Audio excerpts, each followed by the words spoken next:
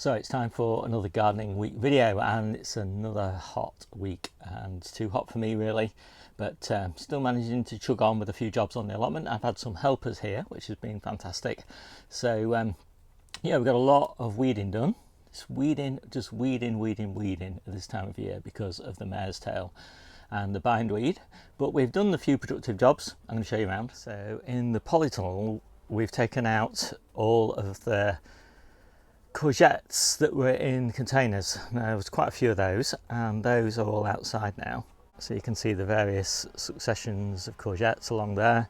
These are the ones that have been in the polytunnel longest. They're the most kind of worn out and overheated of the plants, and there's some younger ones at the end there. They're all doing pretty well. Not as well as these courgette plants, which are the ones that have been outside all the time. I think, you know, this is one of the trends that you see if you do a lot of growing in polytunnels.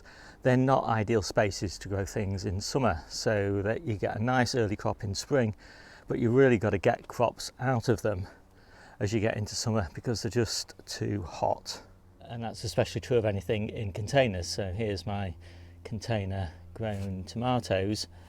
They're looking great, reasonably good out here. A lot better than they were in the polytunnel.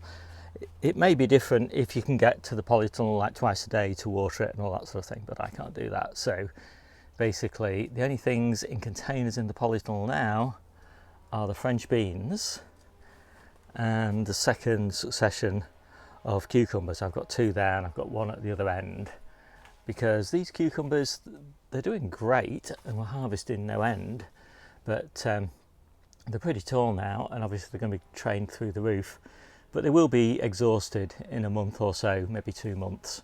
And so having those 3 new ones to take over will be great. So we harvested the garlic that was interplanted with these strawberries, and the garlic that was in this bed, and all the garlic everywhere on the whole of the allotment site and back home has got rust now. So I was pleased to get that out. I took the net that was over these Brussels sprout plants, just put some stakes in to support them now, and I've planted in this bed, so where the garlic was, this is now beetroot. This was a bed that had strulch on it, so here's another bed with strulch on it. It's kind of this chopped straw.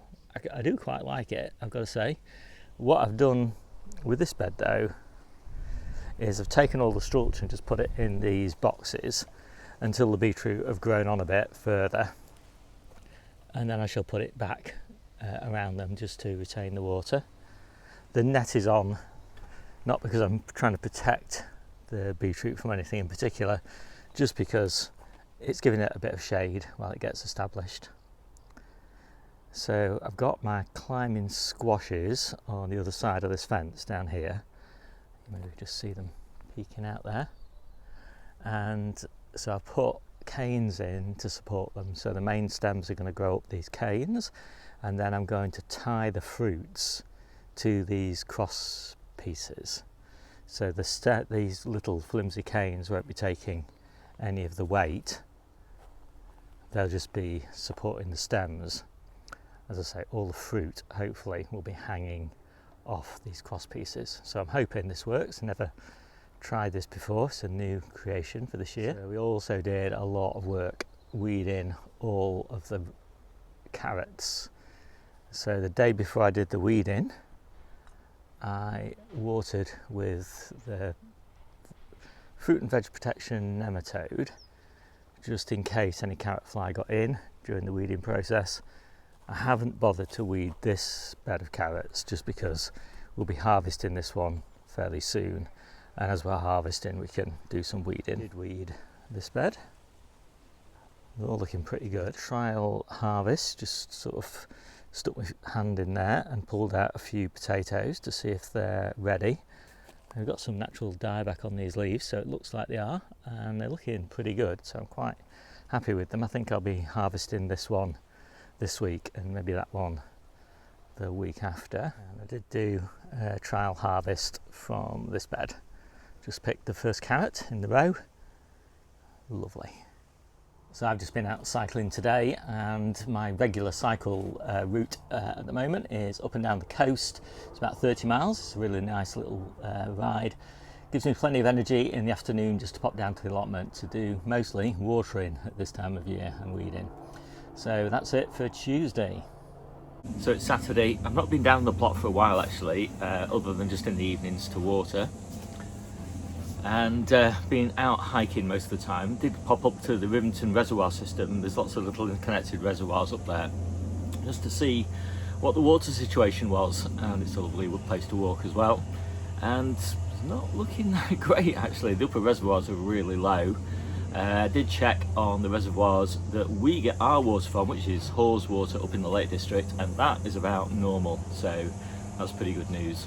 Down the allotment today, everybody's strimming and mowing and all that sort of thing, so it's really noisy. But I'm going to tidy up the polytunnel. There's a lot of lower leaves on the tomato plants that I need to take off. I just need to string in these cucumbers, which are now at the top of their strings. In fact, they've overshot the strings. So they need to be sort of trained into the roof structure. What I've decided to do today as well for the tomato plants is to put strings in so that they're growing then at an angle up higher into the roof, because they're almost at the top of the strings now and we're not even in July. So that all looks so much better down there, and the tomatoes obviously getting a bit more light. I can see what's going on, do the weeding and all that sort of thing. So up here you can see that I've put the strings in so that they're kind of trained up into the roof, and I've kind of done the same with the cucumbers, so they're now again trained up into the roof, so they're going to start being supported by the crop bars. So that's pretty much it for the week. Let's just get on with the harvest. So here's the table for the week, a bit more than I usually like to harvest, but still pretty happy with it. So at the back there we've got the early main crop potatoes, still got some salad potatoes there, got some chard, we've got a Romanesco cauliflower, some calabrese, these are cooking carrots, bit of garlic. I think we've harvested 300 garlic bulbs this week, and that is it finished I think for the garlic. We've still got the elephant garlic to pick. First decent harvest of the French beans, although we've had little harvests earlier than that. First decent harvest of the peppers. I think Debbie's going to make chili jam from those, although they're sweet peppers. We've got some, oh yeah, there they are. There's the hot peppers.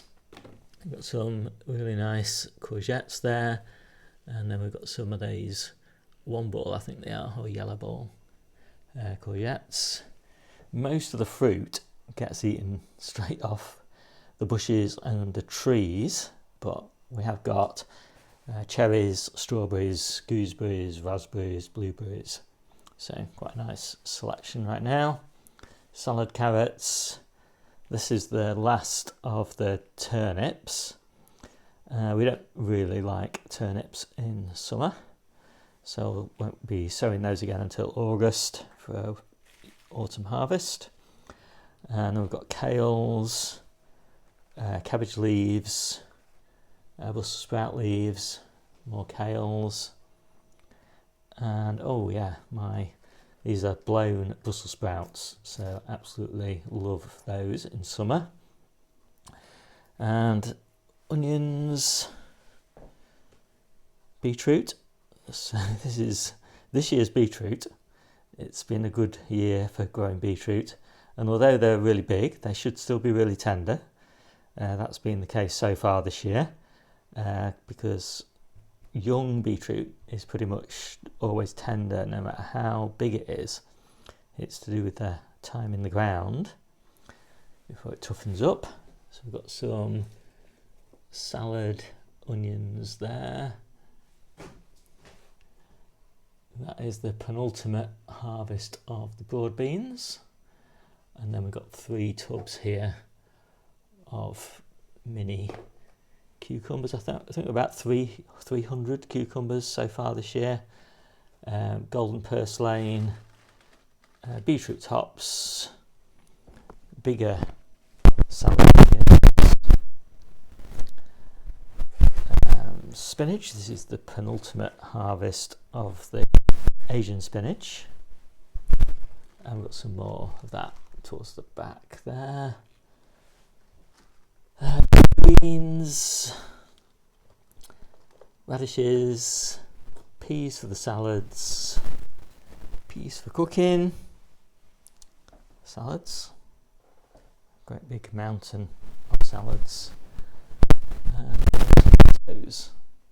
Pretty pleased with these early tomatoes, although I don't think we'll have as many as that next week.